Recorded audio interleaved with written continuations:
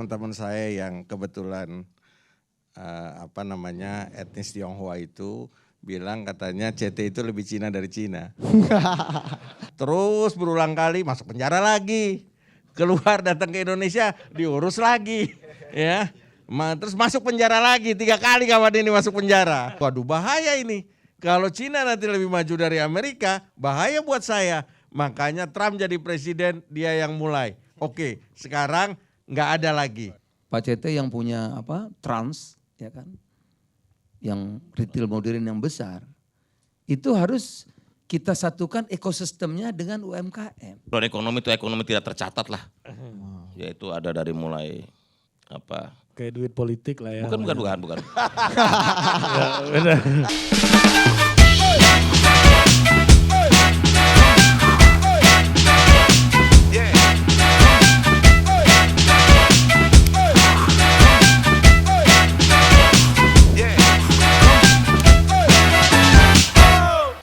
Halo, selamat malam teman-teman. Terima kasih sudah hadir dan terima kasih sudah mau beli tiket ya. Iya. Sesuatu yang mungkin kami berdua nggak akan lakukan kalau jadi Anda ya. Tapi terima kasih. Kita ini memang akan melakukan hal-hal yang lebih baik, banyak orang tidak lakukan. Dan hari ini sangat spesial Ya. karena selain tamu utama kita juga punya kehadiran 2 orang spesial malam hari ini yang baru saja tiba. Ada Menteri Perdagangan Pak Zulkifli Hasan dan Pak Menkominfo Budi Aristiadi. Wah Pak Zul, silakan Pak. Ya, Pak. Ya Pak. Waduh. Ya gitu. Dan kita TikTok gimana Pak? Iya. ya. Pak Budi Aristiadi ini udah bicara soal the internet of everything katanya. Iya. Bukan cuma IoT ya. Nah, IoT. Internet of everything. Ya. Gitu. Jadi silakan buat Bapak Ibu yang baru tiba, silakan diisi tempatnya ya. Ya, silakan. Betul, karena di saat-saat musim politik kayak gini semua orang berebut tempat. Jadi Ya. jangan sampai Anda melihat tempat-tempat masih kosong. Ya, silakan pilih kursi, negara demokrasi bebas ya. Ya, kecuali kursi host. Iya. Gitu. Ada Pak Zulkifli Hasan juga baru balik dari India ya Pak ya. Baru dari bagian India Pak. Iya. India di mana Pak? Di Bangalore atau di New Delhi? Mumbai, Jaipur. Pak, Wow. kasih dulu mic Pak. Kasih Ayo dulu dong, mikrofon ya. Pak. Duduk aja tuh. Duduk aja ya. Terserah Bapak aja. Iya, Jakarta, Mumbai, dari Mumbai, Jaipur, Ya. Jaipur, New Delhi. Ini 3. Cuaca panas apa hangat-hangat kuku di sana Pak?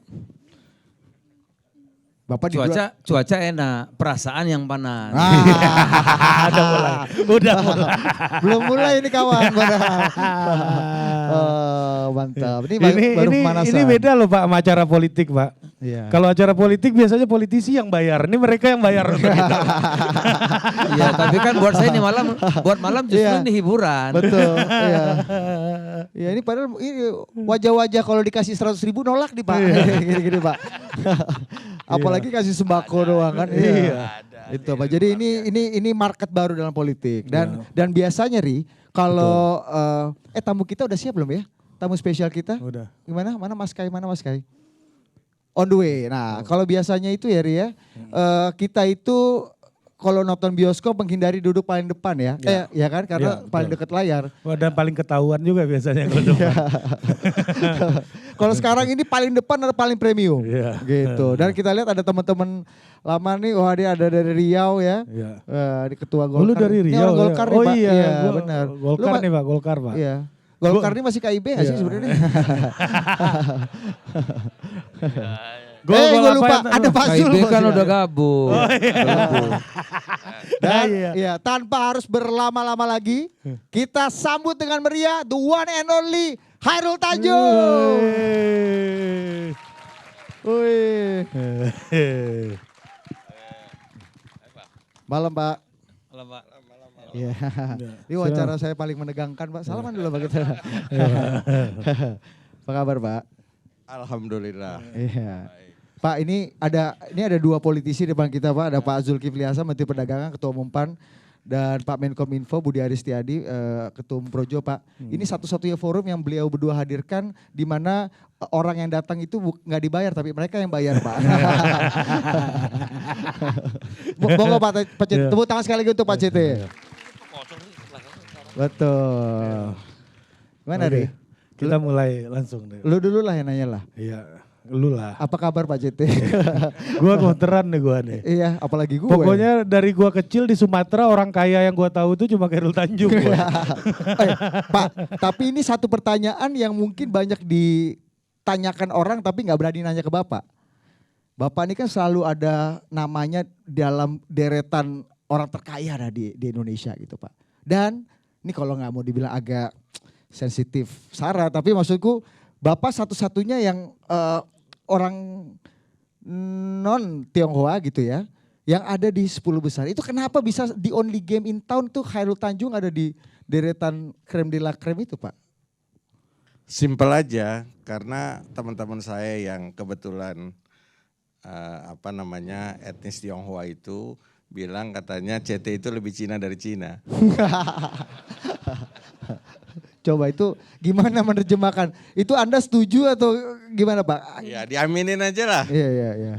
Ya, diaminin aja gitu. Jadi semua yang baik-baik diaminin. Paling tidak itu bisa menginspirasi kita semua ini yang ada di sini untuk bisa terus maju ya, terus bisa lebih sejahtera lagi. Paling nggak ada contohnya dari orang yang bukan siapa-siapa bisa jadi siapa-siapa. Walaupun kita juga nggak tahu cara ngitungnya dia gimana. Ya, dia nggak tahu utang kita berapa. Iya. Jadi kan Nah, Pak JT satu dari sedikit orang lah yang pernah punya pengalaman di pemerintahan dan bisnis, Pak. Kalau di bisnis kan ngadepin manusia-manusia kayak Budi ini kan di kantor gitu kan. Nah di pemerintahan kan enggak, kalau bisnis ini enggak bisnis Bu, ini perintah. Iya, Kalau betul. bisnis itu di luar sana. Iya. Dan ini Pak, bertemu dengan birokrat. Mana yang lebih jago tipu-tipunya pegawai Bapak apa birokrat-birokrat?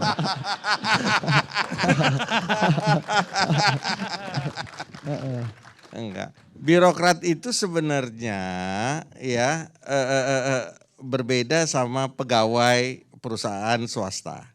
Ya, kalau pegawai perusahaan swasta itu kan dia memang digaji, diberi insentif sesuai dengan pencapaiannya. Ya, kalau birokrat itu dia mencapai nggak mencapai, ya dapatnya segitu. Kalau mau cari lebih, cari lewat yang lain. Jadi bedanya ya di situ. Jadi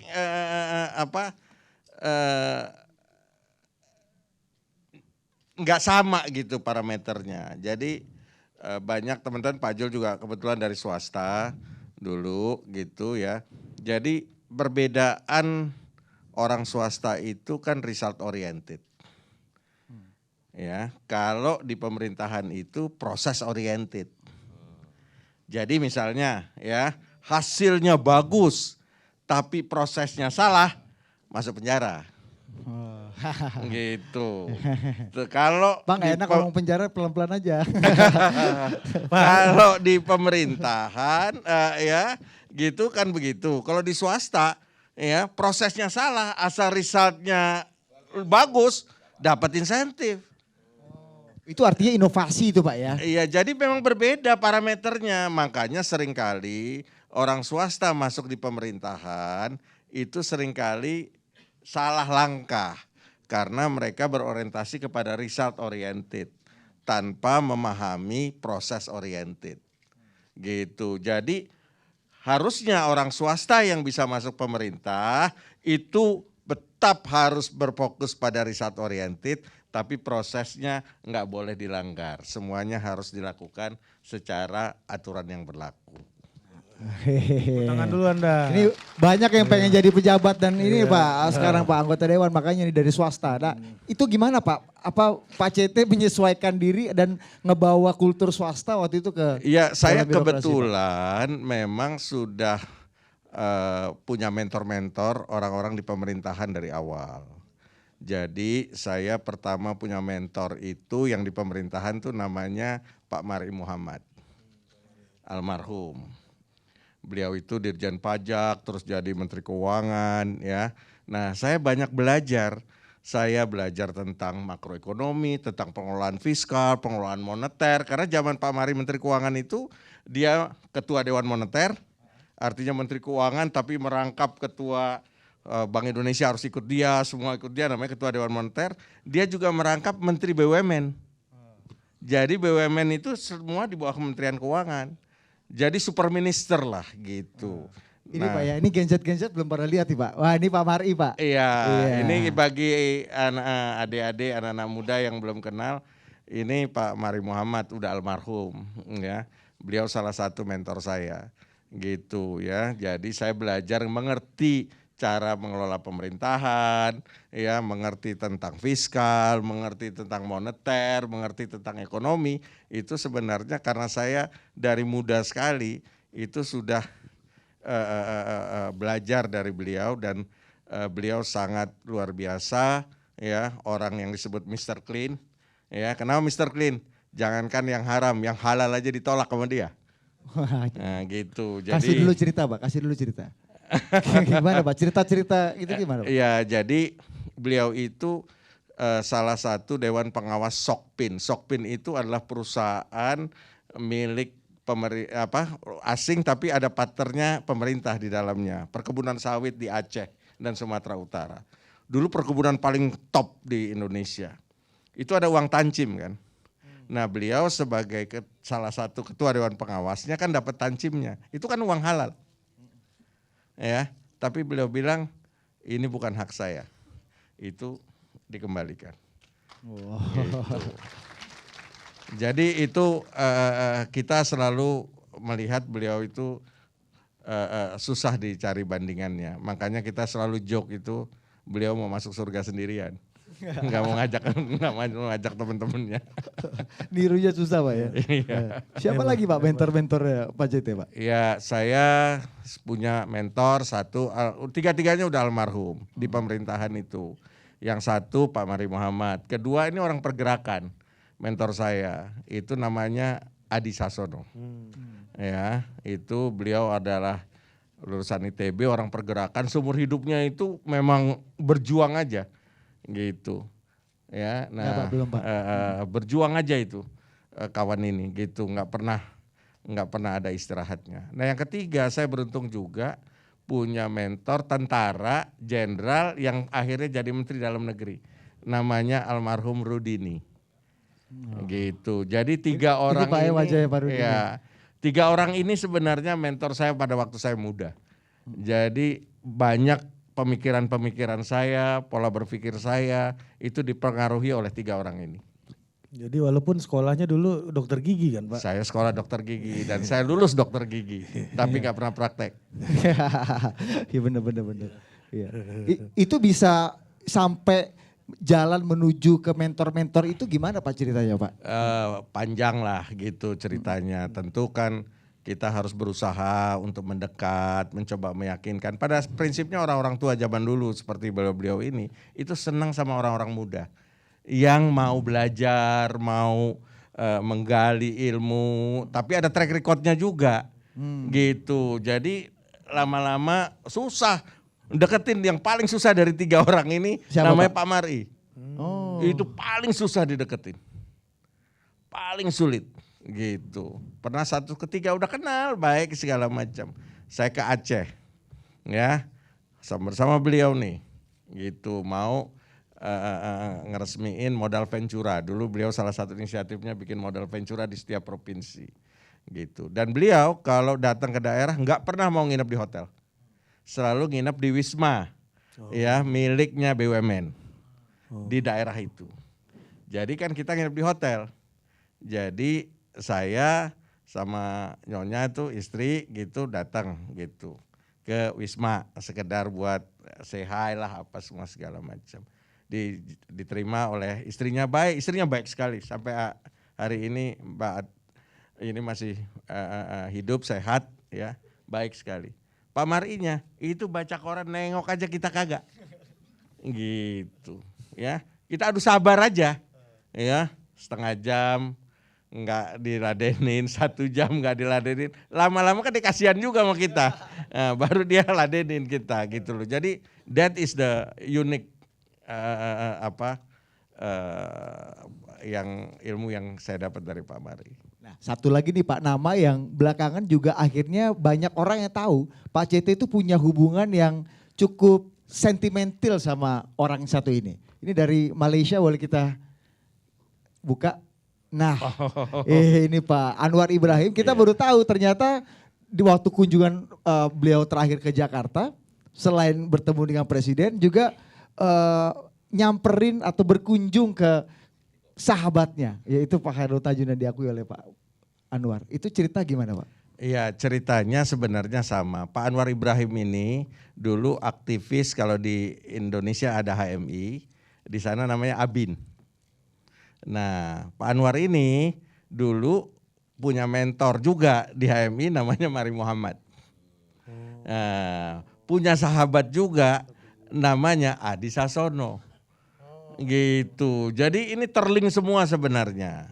Jadi saya mengenal beliau dari zaman menteri, terus jadi wakil perdana menteri, lalu dijatuhkan, ya. Nah, setelah dijatuhkan masuk penjara, setiap keluar penjara datang ke Indonesia, dia hubungi saya ngurus.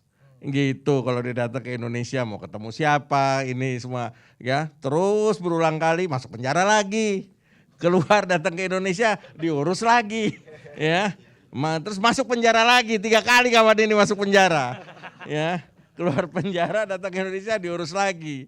Jadi itulah cerita, makanya dia sekarang jadi perdana menteri, ya yang diingat sahabatnya pada waktu dia susah lah. Jadi untuk teman-teman nih adik-adik semua ya. Jadi sahabat sejati itu adalah sahabat pada saat kita sulit, bukan pada saat kita senang.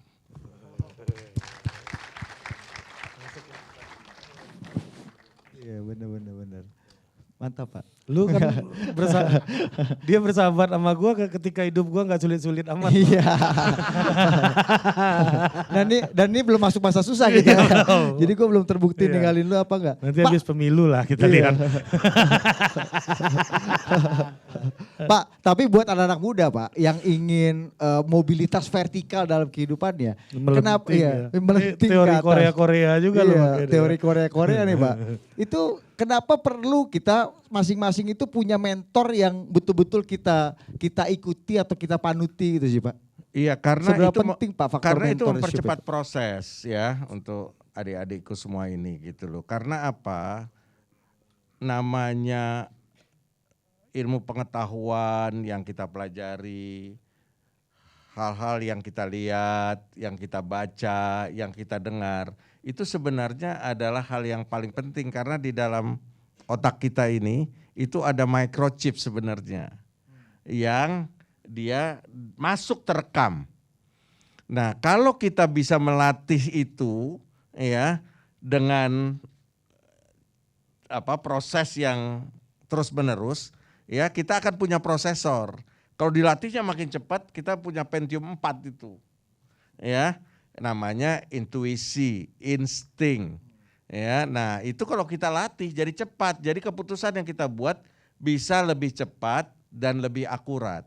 Jadi pengalaman dari mentor-mentor kita, cerita-ceritanya dia, ya itu yang kita dapat, kita tanya terus semua segala macam. Itu kita nggak perlu mengulangi lagi.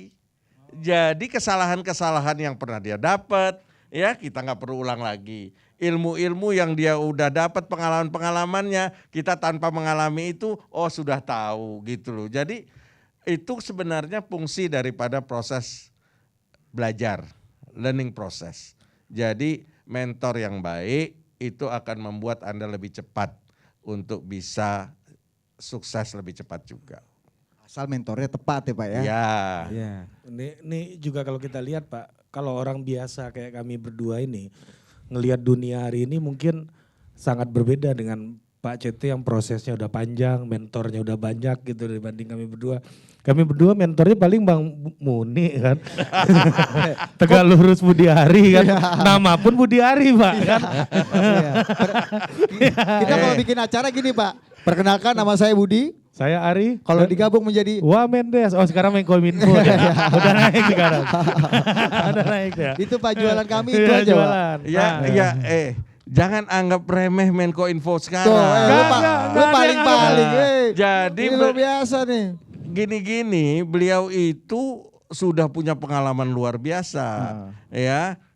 Beliau ini junior saya di UI, ya, aktivis mahasiswa, ya, terus bisa membuat gerakan, gerakannya bisa menjadikan seorang jadi presiden. Wow.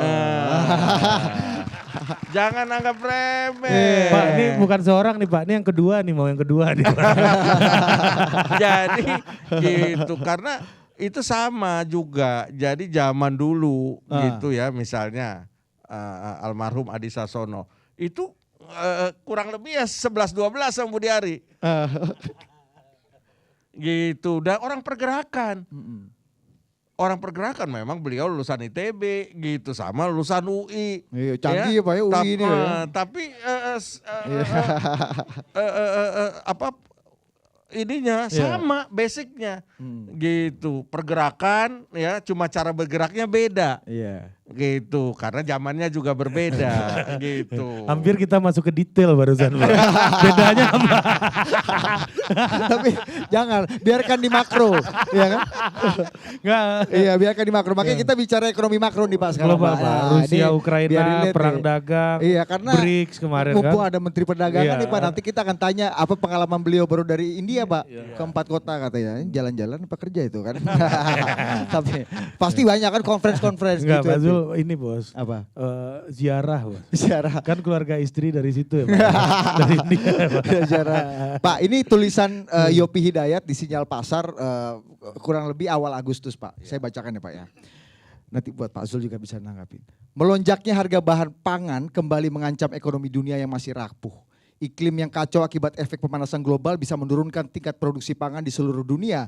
Juli yang baru lewat sepertinya akan tercatat sebagai bulan terpanas di planet bumi sepanjang sejarah. Selain itu perang yang belum jelas ujungnya karena invasi Rusia ke Ukraina kembali menambah persoalan. 2 pekan lalu Rusia menghentikan Black Sea Grain Initiative yang memungkinkan Ukraina mengekspor gandum tanpa ancaman serangan militer Rusia. Inisiatif itu sebetulnya berjalan cukup efektif. Selama 11 bulan inisiatif berlangsung, sekitar 30 juta ton gandum Ukraina bisa masuk ke pasar dunia. Pekan lalu, setelah Rusia mengebom silo-silo dan pelabuhan ekspor gandum Ukraina, harga gandum di pasar global melesat 11% dalam tempo 5 hari. Kenaikan harga pangan sepertinya tak akan berhenti sampai sini. Harga jagung misalnya langsung ikut melonjak 9%. Berikutnya harga beras juga berpotensi melompat. Gejolak harga beras bakal terjadi bukan hanya akibat perang. Ada kebijakan pemerintah India yang berpotensi menambah daya dorong lonjakan harga beras dunia di bulan-bulan mendatang. Pekan lalu pemerintah India memutuskan penghentian ekspor beras kecuali beras premium basmati yang pasarnya relatif terbatas. Hal ini juga merupakan larangan ekspor menjadi pilihan India untuk menjamin pasokan beras. Itu Pak. India adalah pemasok 40% ekspor beras global terbesar di dunia. Ini merupakan kabar buruk bagi Indonesia yang masih harus bergantung pada beras impor untuk mencukupi kebutuhan dalam negeri. Mengerikan itu Pak dunia kita. Jadi ini juga saya berapa kali juga menyampaikan kepada teman-teman nanti soal beras, biar Pak Mendak yang jelasin karena beliau lebih paham sekarang tentang masalah ini.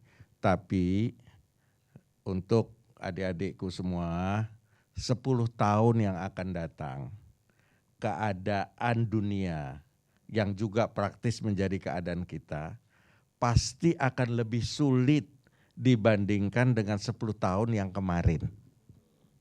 Ya, pasti. Ya, tantangannya akan jauh lebih besar. Ya, contoh yang pertama, soal global politik situasinya. Itu akan lebih tidak terkendali. Sekarang dengan kasus Rusia dan Ukraina saja sudah seperti ini. Belum lagi ketegangan Amerika dan Cina yang akan makin meningkat. Belum lagi ya masalah Cina dengan Taiwan, Laut Cina Selatan. Ini makin gak karuanan keadaan di dunia ini. Ya. Kedua, masalah geoekonomi. Ya, sekarang ini dulu ada globalisasi. Ya, orang pengen semuanya itu terhubung menjadi satu, ya, terkoneksi dalam instrumen dagang, instrumen hubungan lain dan sebagainya. Sekarang ini ada namanya deglobalisasi. Kenapa? Negara-negara pengen selamat sendiri sekarang. Mementingkan dirinya sendiri. Ya, Amerika first, ya. Cina juga bilang China first. India yang tadi itu salah satu dari politik India first. Ya. Jadi semua sudah mau mementingkan dirinya sendiri. Enggak pernah peduli dengan situasi negara yang lain. Nah, ini akan menyebabkan permasalahan ekonomi kita ke depan bukan makin benar, makin sulit. Kita akan mengalami tantangan yang luar biasa. Ketiga, masalah iklim. It's a very serious issue.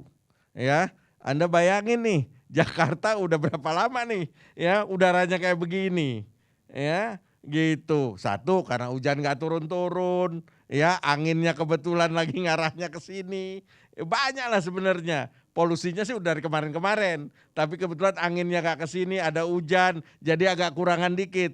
Ini hujannya kebetulan nggak turun, anginnya lagi ke sini, ya beginilah keadaannya. Nah, panas ya, gitu, kekeringan. Ini adalah sesuatu yang akan kita hadapi ke depan. Beberapa negara sudah tembus di atas 50 derajat Celcius. Ya, mungkin dalam 10 tahun ke depan kita akan kena 50 derajat Celcius. Nah, bayangkan pertanian kita, hasilnya dan lain sebagainya. El Nino yang diributkan. Ya, ini akan jadi isu yang luar biasa. Ini yang ketiga. Yang keempat, disruption teknologi. Ya. Sekarang ada ChatGPT, ya baru keluar satu isu aja ChatGPT udah heboh nih dunia, ya ada AI begini, ya udah bikin masalah.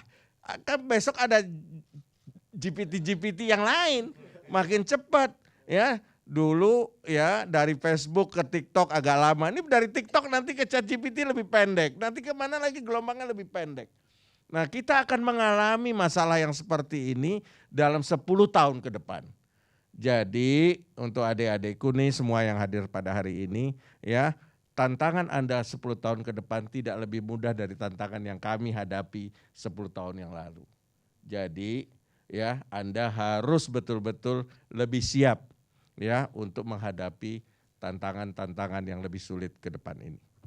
Jadi apa skillnya yang perlu paling basic Pak untuk menghadapi 10 tahun? Skill set menuju projection, ya, persiapan apa Pak? Jadi ya ini saya tiru yang namanya slogannya Charles Darwin. Apa dia bilang? It's not the strongest, ya, it's not the smartest. Jadi bukan yang paling kuat, bukan yang paling pinter, ya, yang akan selamat. Tapi the most adaptable people yang bisa akan selamat. Jadi kita harus selalu mampu beradaptasi ya terhadap perubahan-perubahan zaman. Jadi dengan kemampuan adaptable kita yang luar biasa itu kita akan selamat. Contoh ya, ini Charles Darwin. Dinosaurus kurang kuat apa? Ya, punah. Ya, jadi it's not the strongest. Jadi betul-betul yang bisa selamat adalah the most adaptable. Ya, makanya dalam CTW itu ada namanya buy the future with the present value. Belilah masa depan dengan harga sekarang. Artinya apa? Kalau kita tahu apa yang akan terjadi di depan, ya kita membelinya dengan harga sekarang, maka kita akan mendapatkan benefit daripada apa yang orang lain tidak bisa memprediksi apa yang terjadi ke depan. Itu mantap, tepuk tangan dong. Kita Ya, makanya presiden kan balik-balik bilang kan, berapa 13 tahun ini adalah 13 tahun yang sangat krusial Pak. hati-hati memilih pemimpin. Iya. Mungkin yang kita dukung dulu ada di sini. Ya. Kita hadir tuh di acaranya Bang Muni tuh Pak.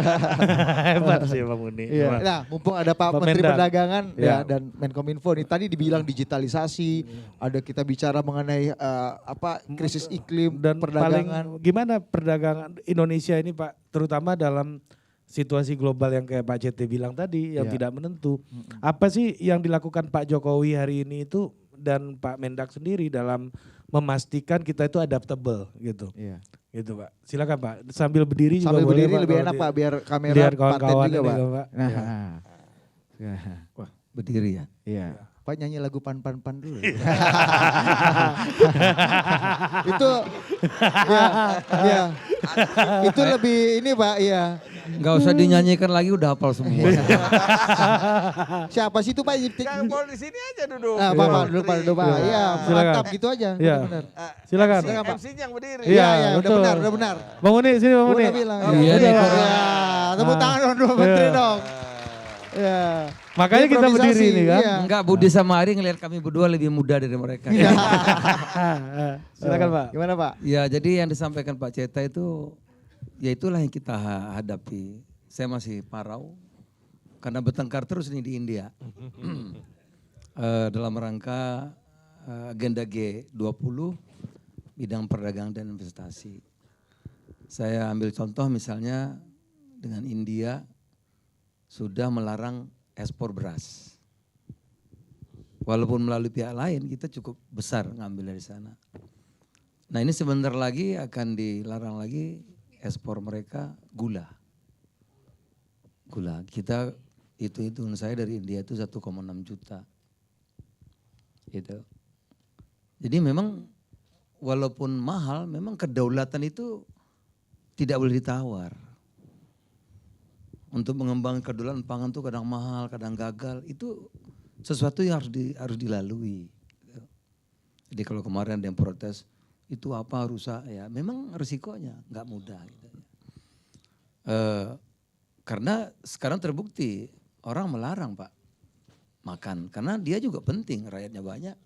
Kita juga kemarin melarang ekspor apa namanya nikel dan juga pernah CPO, pernah juga. Nah untuk menghadapi seperti ini apa yang kita lakukan? Tentu kita benahi di dalam. Kita harus perkuat kemampuan kita untuk menuju yang kedaulatan itu. Membenahi UMKM kita. Juga keterampilan kemampuan SDM dan sebagainya. Yang dua yang kita lakukan mulai membuka tollway agar kita juga bisa nyerbu pasar dunia itu.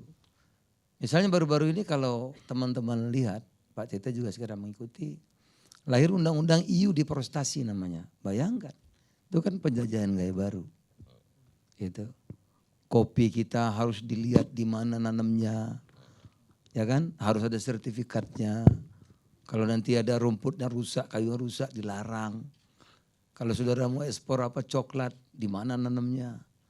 Coba bayangkan seperti itu. Kalau kita mau ekspor karet, di mana nanam karetnya? Harus jelas, harus ada sertifikatnya, gitu ya. Apalagi kalau sawit. Jadi semua begitu. EU begitu. Tiongkok juga begitu. India apalagi ya. Dan kalau berantem sama India tuh susah kita. Kalau ngomong itu lupa, nggak berhenti. Iya, antara setuju apa nolak bingung ya Pak ya? Karena India kalau Aduh. Itu. Kalau mau Iya itu. Pak Menteri izin, kalau mau kan Anda Menteri Digital nih, kalau mau komen mic-nya dideketin. Ya. Ya. Anda ini orang nggak dengar.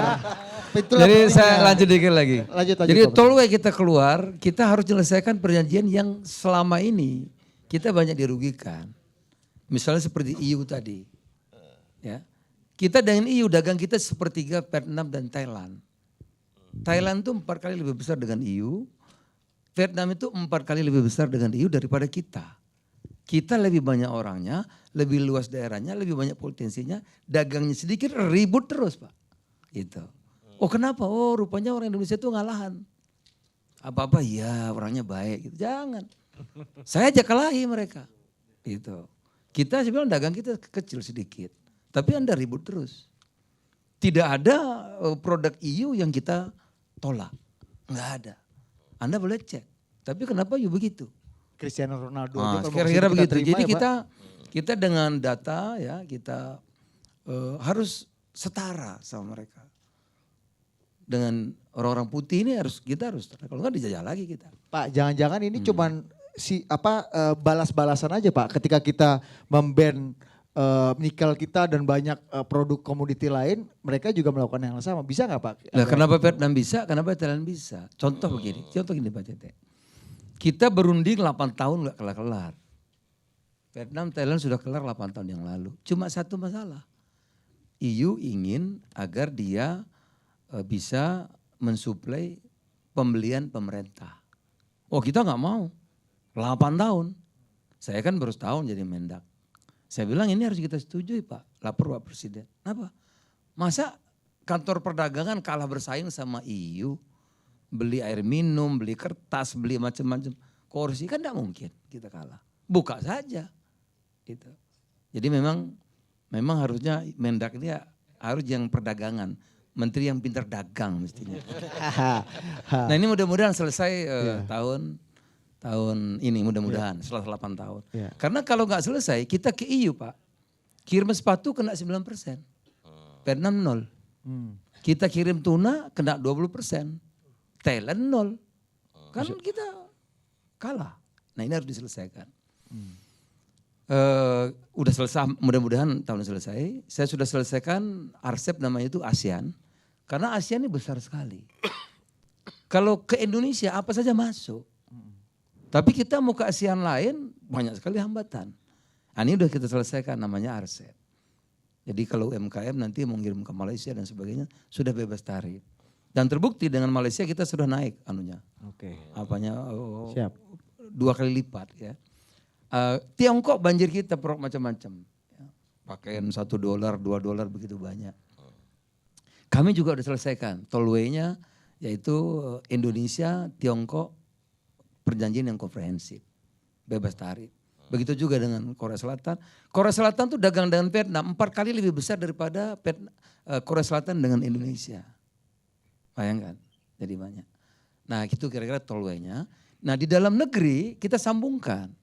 Pak CT yang punya Trans, ya kan, yang retail modern yang besar, itu harus kita satukan ekosistemnya dengan UMKM. Jadi ada UMKM, ada retail modern, ada lembaga perbankan, ada e-commerce. Itu harus ada satu ekosistem yang saling menguntungkan. Karena Pak Jatidi mengatakan kuncinya adalah adaptif. Berarti harus ada kerjasama. Itu kata kunci, kerjasama. Nggak bisa yang besar sendiri, yang menengah nggak bisa, sini nggak bisa. Dan itu kelebihannya yang saya pelajari Thailand, Vietnam, mereka satu tim. Pengusahanya, rakyatnya, pemerintahnya, kita ini satu kesatuan untuk menghadapi dunia yang cepat berubah. Masih banyak lagi, tapi nanti waktunya. Mantap. Oke, Makasih, tepuk tangan Pak dong Mendak. Pak Mendak. Top. Ya. Pak CT. Soal di- kerjasama tadi menarik tuh Pak Iya, Mendak ngomong tuh. banyak Pak CT nih pasti bisa menanggapi Pak. Silakan Pak, Iya. ditanggapi dulu Pak. Ini situasi yang terkini Pak. Iya, sebenarnya apa yang disampaikan Pak Jul itu semuanya benar, ya, bahwa itulah situasi karena yang semua negara pengen menyelamatkan dirinya sendirinya, kepentingan dirinya sendiri. Jadi itu tren baru sekarang, ya. Makanya nadinya ada globalisasi. Jadi ini cerita background dulu deh, supaya teman-teman juga dapat ilmunya. Jadi dulu itu dicetuskanlah namanya era globalisasi, pemikiran globalisasi. Kenapa? Tujuannya adalah pengen agar semua negara di dunia ini itu maju. Pengen semua rakyat di dunia ini sejahtera. Makanya dibuatlah ide tentang globalisasi. Ya. Tapi apa yang terjadi setelah 20-30 tahun globalisasi dilakukan, ternyata yang negara makin maju, makin kaya, ya, yang tidak maju makin miskin. Rakyatnya juga terjadi disparitas yang luar biasa. Yang makin kaya, yang makin miskin. Sehingga muncullah ya sekarang pemikiran-pemikiran yang luar biasa ini, ya. Contoh Amerika, dulu dia paling maju sendiri. Dan begitu dia globalisasi, Cina maju, ya. Nah, dia lihat, waduh bahaya ini. Kalau Cina nanti lebih maju dari Amerika, bahaya buat saya. Makanya Trump jadi presiden, dia yang mulai. Oke, sekarang nggak ada lagi. Ya, we want to make it America great again. Ya, mulai hantam. Nah, diikuti mulai dengan negara-negara lain. Nah, sekarang sudah hampir 10 tahun ini, ya, proses ini. Jadi memang tugas kita sebagai negara sekarang, pemerintah nggak mau lebih mudah. Lebih sulit. Jadi seperti yang Pak Jul katakan, harus ada take and give. prinsipnya dagang itu simple. Nggak ada win and lose position. Yang satu untung, yang satu rugi. Nggak akan terjadi, itu namanya dagang. Dagang itu rumusannya adalah win and win solution. Dua-duanya harus untung. Jadi kalau Pak Jul nih nanti dialog sama India, Ayu butuh apa dari saya? Ya, nah oke, saya kasih ini tapi lu kasih ini ke saya.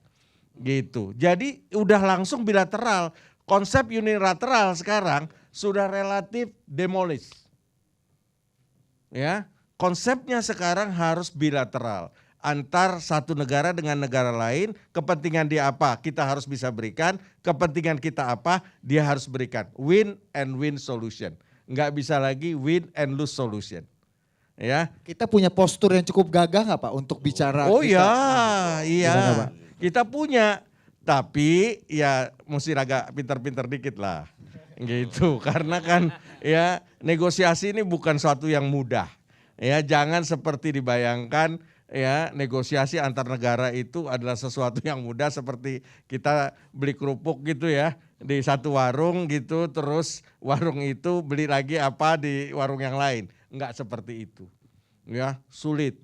Apalagi Ya, Pak berhadapan. Khairul, perunding itu ada yang sampai puluhan tahun. Makanya. Ada yang puluhan tahun. Ya, gitu. Tapi itu juga kenapa terjadi puluhan tahun? Karena prinsipnya kita maunya kita yang menang, ya. Mereka maunya mereka yang menang. Ya nggak akan ketemu. Jadi di era sekarang ini kita harus memahami, nggak boleh ada kita harus menang, dia kalah. Ya, nggak apa-apa, kasih dia menang, tapi kita menang juga. Ya, jadi itu the rules yang ada sekarang. Kalau gejala, ini Pak sebelum ke Pak Menkominfo, sekarang ini kan kita kemana-mana presiden juga kampanye tentang hilirisasi. Bagaimana hilirisasi menjadi kunci membalikkan keadaan dan membuat Indonesia lebih punya peran dan punya postur. Pak CT melihatnya seperti apa Pak? Jadi hilirisasi itu apa sih? Ini mesti paham dulu. Seringkali kan bicara hilirisasi tapi nggak paham itu hilirisasi apa. Hilirisasi itu adalah proses peningkatan nilai tambah. Itu yang perlu diketahui. Jadi contoh nikel. Dari yang namanya batuan pasiran nikel itu diolah menjadi biji nikel yang sudah jadi nih. Ya. Nah, dari biji nikel ini sekarang masih langsung diekspor ke Cina karena memang smelter-smelter ini punyanya Cina. Nah, inilah yang diributin sekarang ini. Padahal nikel itu punya kepentingan untuk tidak kurang dari 300.000 industri. Jadi kalau seandainya nikel ini bisa dikembangkan di Indonesia, jadi aluminium, jadi stainless steel, jadi baterai, jadi alat-alat dapur, jadi bumper mobil, dari knalpot, jadi semua itu 300.000 industri yang bisa hidup. Nah, jadi inilah sebenarnya, jadi masalahnya ini yang sekarang ribut-ribut ini karena kita baru sampai satu fase ini. Ya, kita harusnya ini harus dibuat menjadi satu ekosistem yang luar biasa. Baru kita berubah menjadi negara dengan industri. Kita nih unik. Kita kan harusnya moving dari lembaga primer, ekonomi primer, pertanian, ke sekunder, industri, ke tersier, jasa. Ya, kita nih primernya masih besar, industrialnya ada walaupun sekarang sudah mulai turun, jasanya ada juga. Jadi kita beda. Ya, kita coba lihat Cina mulai dari pertanian, bergerak ke industri. Industrinya menguasai dunia, baru ke jasanya. Korea sama. Kita ini unik, pertaniannya masih berkontribusi luar biasa besar, ya. Industrinya ada, ya, walaupun sekarang mulai turun, jasanya mulai meningkat. Nah, ini struktur ekonominya kita ini memang very unik lah, ya, gitu. Tapi ya. tadi saya nanggapi memang kita harus bergerak ke tadi yang disampaikan Pak Khairul, hilirisasi. Ya. Karena kalau tidak kita juga bisa susah. Contoh palm oil, ya, sawit, minyak sawit itu. Eropa kan melindungi petaninya. Di sana ada bunga matahari, ada lain-lain, ya kan? Tentu dengan segala alasan, merusak lingkungan lah, apa segala macam. Pendek kata, produk kita ini mereka tolak. Tentu kita harus ada jalan keluarnya. Sekarang baru bisa kita hampir 13 juta yang biasa diekspor, CPO itu sudah kita bisa rubah menjadi B, sekarang udah dari B20, B25, B30, sekarang udah B40. Udah 13 juta. Tapi kan itu baru satu, sawit itu kan banyak Pak. Bisa untuk kosmetik, bisa macam-macam. Nah, jadi hilirisasi itu tidak hanya nikel, seluruh aspek bisa. Nah kalau kita tidak, kita juga nanti dikerjain orang. Bisa-bisa sawit kita kan gimana? Bisa nggak laku gitu. Karet misalnya. Kalau kita hanya ekspor karet terus, ya orang kan punya juga nanti. Nah itu juga harus gitu. Saya kira tambahan. Siap, mantap. Gimana Pak Menkominfo? Ini yang disampaikan Pak CT, dunia emang udah bergeser. Dulu orang bicara free trade, sekarang orang ngomong fair trade. Jadi bukan perdagangan bebas, tapi perdagangan yang fair. Adil. Karena perdagangan bebas sudah nggak berlaku tuh. Nah kedua, tadi yang disampaikan Bang Jul sama Pak CT tadi, sekarang bukan tarif barrier, non tarif barrier, tapi administratif barrier. Itulah jagonya negara-negara maju. Dia pakai administratif. Kamu kurang inilah, kamu tebang hutan lah. Semua pakai administratif untuk mempengaruhi proses perdagangan. Nah, digitalisasi ini juga Masuk, gue baru nungguin nih. Mana nih ngomong soal Mantap juga digital bridging nih. lu Bang. Iya. Kenapa, iya. Kenapa ngomong tarif kawan ya kan? Ini nggak kalah dengan hard commodity seperti sawit, nikel.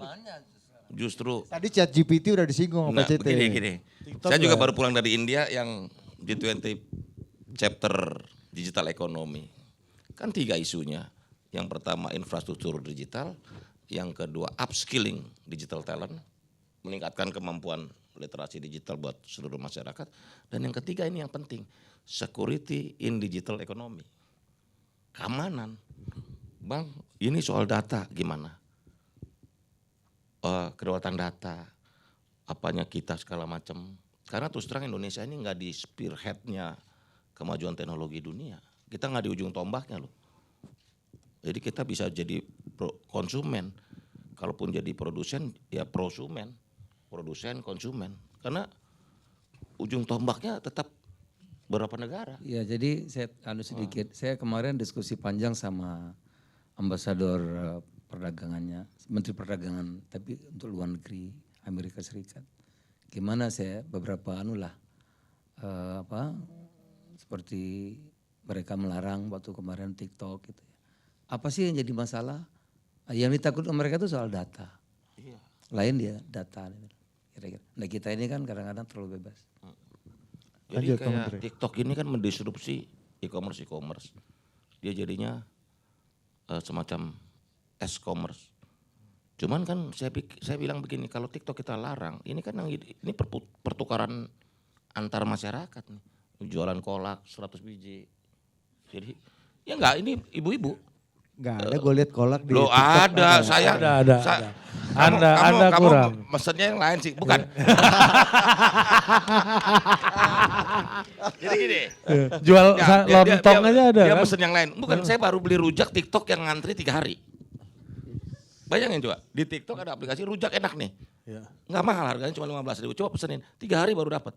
Tapi kan yang lain juga lebih parah Bang. Banyak predatory pricing kan di situ kan. Harga-harga nggak masuk itu akal. di rujak di mana gitu. Rujaknya agak aneh-aneh juga tuh, campur ini. Boleh juga. Itu saya dapat dari TikTok. Jadi nggak, kalau buat orang yang pengen explore harusnya ya bisa kita juga menggunakan platform-platform seperti Tadi itu. soal data yang dibilang sama Pak Mendak tadi gimana Pak? Gini, Jepang mengusulkan data free flow with trust. Itu suatu konsep yang ditawarkan ke kita. Jadi oke, data mengalir bebas, tapi kita mau pakainya mesti sama-sama percaya. Itu usulan Jepang. Jepang kan selalu lebih maju dari beberapa negara karena dia value-nya ada, keasiaannya ada, timurnya ada dia. Jadi dia bilang, gimana kalau kita paling enggak Jepang dan ASEAN dulu. Begitu loh. Oke. Nah, persoalannya data ini memang krusial. Kalau saya udah pikir, diskusi dengan beberapa orang, Yang penting cuma satu kalau data Indonesia yang harus kita jaga. Data keuangan harus di Indonesia. Data keuangan, kantongnya Budi kita harus tahu Pak. Jangan sampai orang lain, negara lain tahu lebih tahu. Kantongnya Budi dari Saya aja nggak tahu isi kantong saya. Atau negara lain. Apalagi negara lain. Tapi kan Karena Pak data keuangan kita ini vital. Seluruh negara di dunia ketika ada apa-apa pasti lihat Ya. data keuangan. Tadi Pak Cete cerita di ruangan tentang underground ekonomi. Saya pernah baca, saya riset berapa sih underground ekonomi di dunia. Apa itu kasih dulu ini dong. Underground ekonomi itu ekonomi tidak tercatat lah. Yaitu ada dari mulai apa? kayak duit politik lah ya. Bukan. Ya, benar. Underground. Jadi underground Gimana pengalaman Pak Menteri Ya, 30 tahun pakai underground ekonomi bukan, ini, Pak? bukan underground ekonomi itu ekonomi tidak tercatat.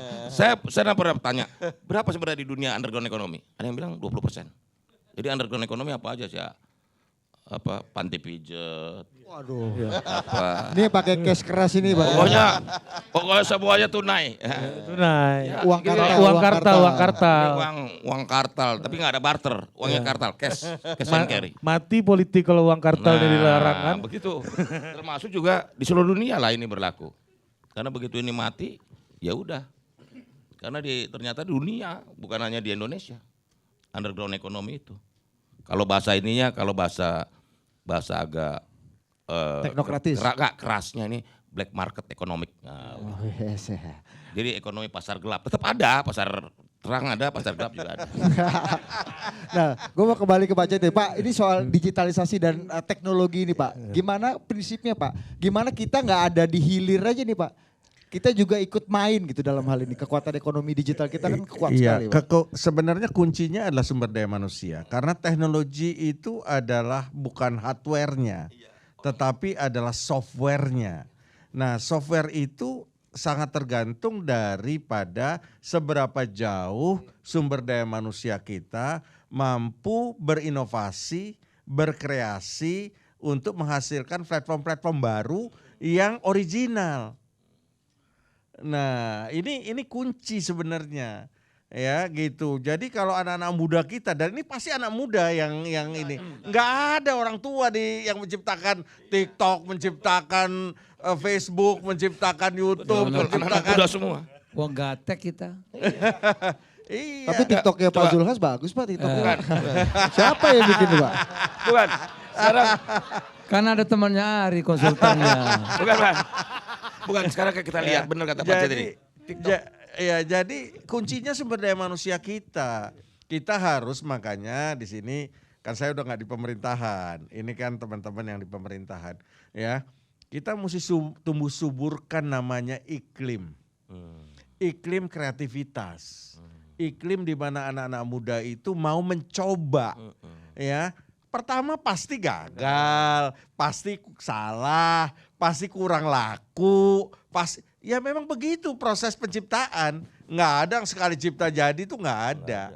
Semua itu melalui sebuah proses. Nah, proses ini gagal, bangkit lagi, gagal, bangkit lagi, gagal terus sampai gagalnya bosan datang. Nah, kenapa? Karena kita sudah makin lihai. Ya, coba kalau orang sering ditipu. Ya, saking seringnya dia kalau lihat orang datang tuh dari jauh dia udah lihat mau nipu gua nih. Gimana mengidentifikasi Ya, orang karena baik udah dan orang seringnya tipu, Pak? ditipu. Ya, jadi nah ini yang diperlukan. Jadi kita perlu anak-anak muda yang kreatif, inovatif, yang mau mencoba menciptakan hal-hal baru. Ya, tentu harus ada dasar knowledge-nya. Iya. Tanpa mesti punya ilmu codingnya, ya, ilmu semua segala macamnya itu. Ya, saya kurang lihai lah untuk hal-hal gitu. Iya, Pak. Teknis Iya. itu Pak, teknis. Ya, Iya, tapi itu saya- yang harus. Jadi Iya. kuncinya adalah sumber daya manusia. Pemerintah harus mensemaikan, menciptakan iklim yang luar biasa terbuka, bagus, supporting yang luar biasa untuk anak-anak muda kita itu mampu menciptakan sesuatu yang baru yang nantinya bisa menjadi tuan rumah di negeri sendiri. Nah, Talenta digital. Kalau di PAN gimana Pak? sebelum